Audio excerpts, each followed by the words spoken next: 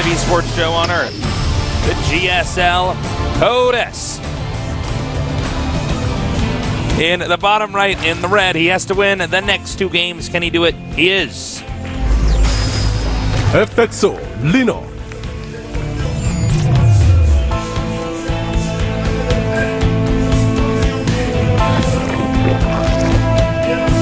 And in the upper left, we have our Zerg player.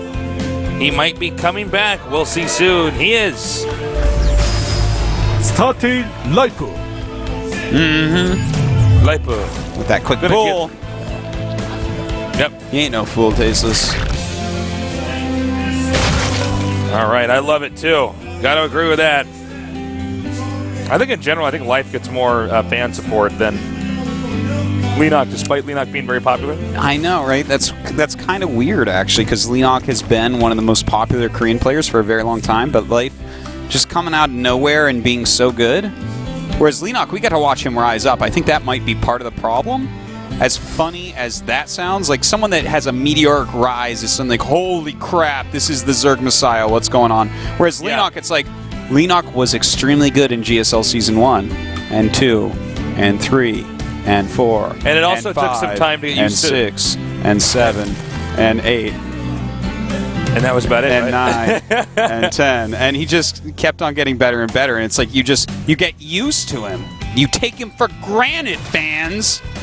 Fans of Life. You took Leenock for granted. Well, you know, this is actually pretty common because, I mean, even for us, it took us a little while to get used to. And 11. And 12. It took us a little while to get used to the fact that he's like getting better and better and better. It's kind of like Keen. We're seeing Keen play. I'm like, wow, Keen played really well. It's like, this guy must practice a lot. You know. So that is true. We're somebody who's super young, which is also, you know, another exciting point. Even though Leenock's super young, combination of being super young and then boom, popping right out of the group and dominating is pretty scary. You know, being a royal rotor and all that. Oh, and the drone's coming out to help fight as well. Oh, he might snipe that drone for almost free. Oh my God. A lot of mining time being lost for Leenock right now as well. Life, by the way, is mining gas from here, so he's committing pretty heavily. All right, Hatchery is very low on HP, and Morlings get over here. Remember, these drones are not mining right now, which is pretty scary stuff. Oh man, he's already killed one. If he gets this hatch, man, that might be just about lights out for Leenock, and he's afraid of the dark. And it goes down. Wow, really well done. Sniping that hatch, good job. Loses a lot of his lings. Their lings are fast. Yes, but yeah, he's getting speed behind it, so he's not really going to fear any Zergling counter-aggression because Leenock hasn't even gotten gas. So, in fact, Life is going to give another go at the aggression. Yeah. Looks like he's going to try to kill the Hatchery a second time. And everything for Leenock on the line right now. By the way, that creep tumor I really like. That means that he can actually get a spine down there quickly if need be. Super smart stuff. Which may occur. Like, he may need a spine down here because even though Life is expanding, like, if he chooses to go into Banelings pretty quickly, you know, the Hatchery of Leenock has taken a while to get up. We'll see. We'll see. All right. Now, he doesn't want to show too many lings, which is why only 4 are here, despite him having a lot more than this. Yeah. Also, this, by the way, the creep tumor, it helps these queens out hugely in how they're going to help defend. Well, speed is about to finish. The Bane the Nest is on the way for Life. And it looks like it's almost time for him to start darting in there and seeing what he can get done. All right, now he's softening up the Hatchery just a little bit here. We don't have do we have a spine crawler yet? No. We don't have, right? He didn't make one. Not to make one. Yeah, I guess that was actually just for the queens to be able to help out. Which he does definitely need. Now he has links here, but he's also hiding some links as well. So he's trying to see if he can sneak in the main. Blocking that ramp with some lings and a queen. Very well done there by Life. Leenock picking up a couple kills. But soon he's just going to make like a Baneling or 2. I'm not sure exactly how many he wants to make because there are 3 queens down here, but you know, even one Baneling connecting with those lings can be game over. All right, now he's over the Overlord here as well. Something else you got to keep in mind. He's making a lot more lings. Then notice he hasn't made Banelings just yet. He's kind of moving, making it look like he's past the timing here for Banelings. And now he's making them right over here. Ooh, a lot more lings on the way as well.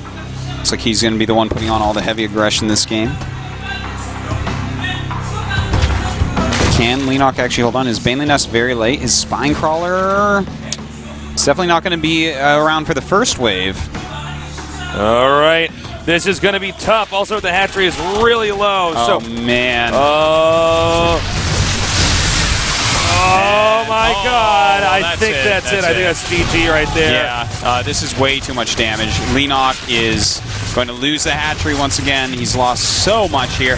Basically, what he's going to do is go for a counter-ling Baneling all-in, most likely. Yeah. There's just no way for him to play against 2 base and actually just make a hatch and be okay, you know? All right. And the thing is, Life sees that. So all Life has to do is make Lings, Spine, and Banelings, and he's going to be safe. You can see he's desperately trying to get these Banelings to cancel. He's going to move them around again. And, yeah, I mean, this is... I don't blame Leenock for trying, but there's not a whole lot he's going to be able to do here. And even more Lings coming down, man. He might hit the natural again. He might just run up into the main. Those 4 red Lings, he's going to be careful. He's going to lose them.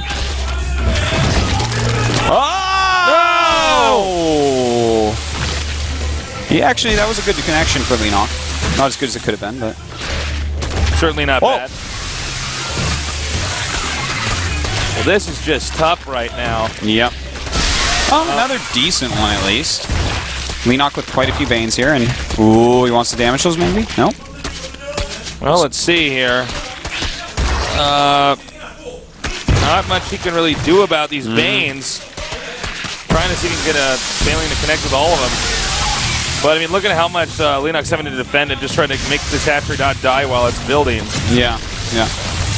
Well, Life just continuing to produce, because that's what he can do right now with another hatchery, additional queen, with the larva injects, the better economy, everything in his favor. Oh, my God. How was that Baneling? Whoa, that was a mistake. That was a big mistake. That certainly was. But he is going to get this queen now and back away from the Banelings. Oh, man. Well, he has a Roach Horn on the way. You know, sending down even just a few Roaches would be able to snipe every Baneling from here on out, but I think just making Lings might even be better because they rally across the map so quickly. Oh, he's actually taunted now. That's a diss, I would say. Or you know what? No, it wasn't a diss. Forget that. He just snuck his way into the main base. Oh, he did that, wow. Made him come out to attack, and then ran into the main, sees what's going on. You're so good, Artosis. I wouldn't have caught that, man. Yeah. Really that was really tricky and somewhat expensive. And he lost a lot. I don't know if it was actually worth it, but I'm fairly certain that was not a taunt. All right. Life continuing with this aggression. Leenock does have this hatch. Oh, my God. The Banelings get so close to Life Slings. And here come the Roaches now. Now, Banelings can be okay against Roaches, but really it's not as volatile anymore for Life, you know, even if he doesn't micro perfectly. Yeah, yeah. You know, all he really has to do is shift-click on the Banes and then run his Lings around.